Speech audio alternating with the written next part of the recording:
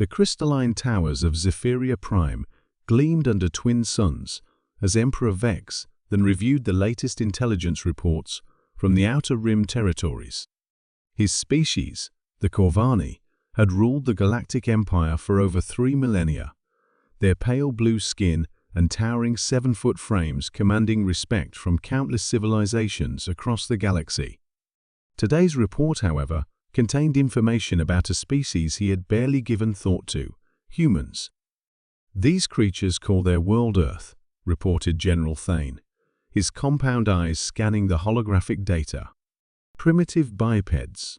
They've barely achieved faster than light travel, and their technology is centuries behind our most backward colonies." Emperor Vex then dismissed the report with a wave of his elongated hand. "Add them to the tribute list. Standard protocol, 50% of their resources annually. If they resist, make an example." What the Emperor didn't understand was that he had just signed his empire's death warrant. 3 weeks later, Captain Sarah Chen stood in the ruins of what had once been New Geneva Colony on humanity's first terraformed world, Kepler 442b. The Corvani taxation fleet had arrived without warning, demanding immediate compliance with Imperial Decree 7749X. When the colonists, mostly families with children, had asked for time to consider, the aliens had responded with orbital bombardment. Sarah knelt beside a small crater where 8-year-old Tommy Martinez had been playing with his sister just hours before. The boy's favorite toy spaceship lay twisted in the melted sand, its red paint now black with soot. Her hands trembled as she activated her quantum communicator. "Command, this is Captain Chen. Colony New Geneva has been eliminated. Civilian casualties include 47 children." Her voice cracked on the last word.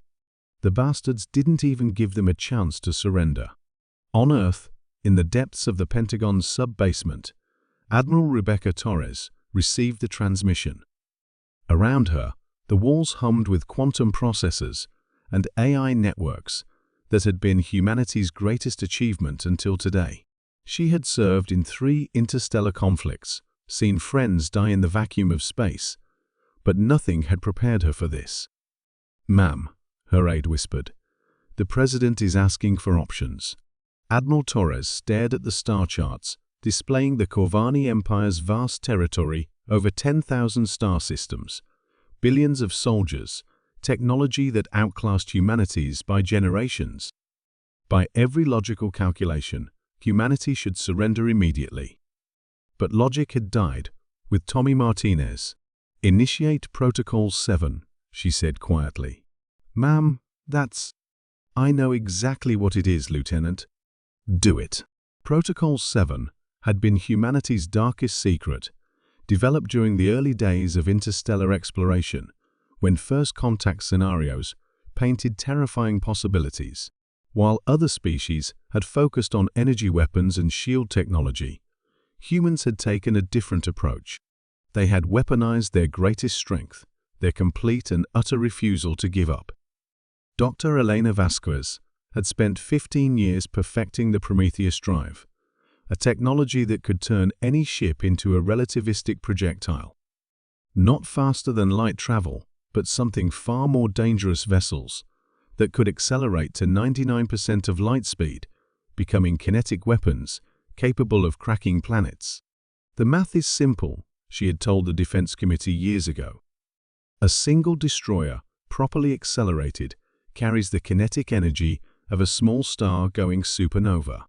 The Corvani won't see it coming until it's already hit them."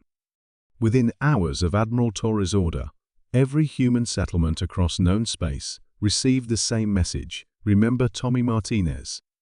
For Earth. For our children." Captain Marcus Webb had been hauling cargo between Earth and Proxima Centauri when the call came. He looked at his ship's modest fusion drive and smiled grimly. In 36 hours, his vessel would be traveling at speeds that would turn him into a ghost, a quantum probability racing toward Corvani space. He wasn't the only one. Across the galaxy, 10,000 human ship, cargo haulers, passenger liners, mining vessels, even luxury yachts began their final journey. Their crews had volunteered for what military historians would later call the Tommy Martinez fleet. On Zephyria Prime, Emperor Vex then first learned of the approaching threat when his sensor arrays detected the impossible, thousands of objects moving at near light speed, all converging on major Corvini worlds. His scientists insisted it was impossible. No species would sacrifice their entire space fleet for a single colony. They didn't understand humans. The first impact came at Corvini Tertius, a manufacturing world with a population of 2 billion. Captain Webb's cargo hauler, moving at 90 Nikes, struck the planet's northern continent with the force of 50 million hydrogen bombs. The shockwave shattered the planet's crust, sending debris flying into space at escape velocity.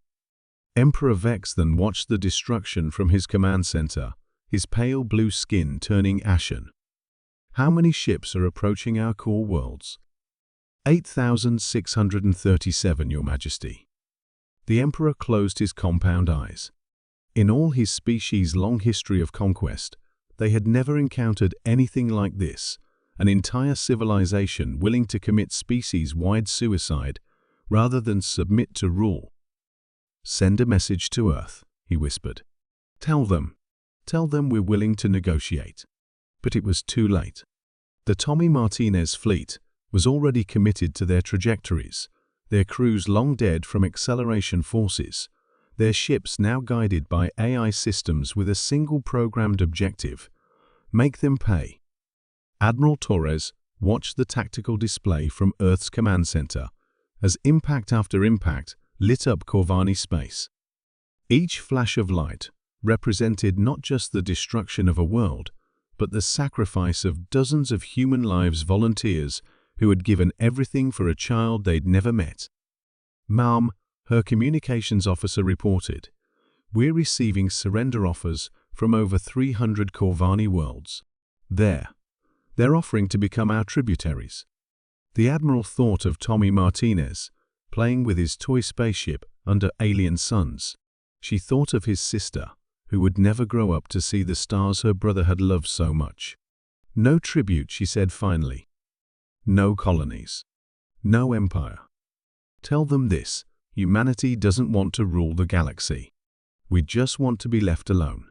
But if anyone ever again harms a human child, we'll finish what we started today." The message that went out across the galaxy was simple and clear. Humanity remembers. Humanity avenges. Leave us in peace, or join the Corvini in extinction. Within 6 months, the Galactic Empire, 3,000 years of Corvini dominion, had collapsed entirely. Tommy Martinez had been avenged, but the price paid in human lives would echo through the stars for generations to come. In the end, the galaxy learned what humans had always known. There is no force in the universe more dangerous than a species with nothing left to lose.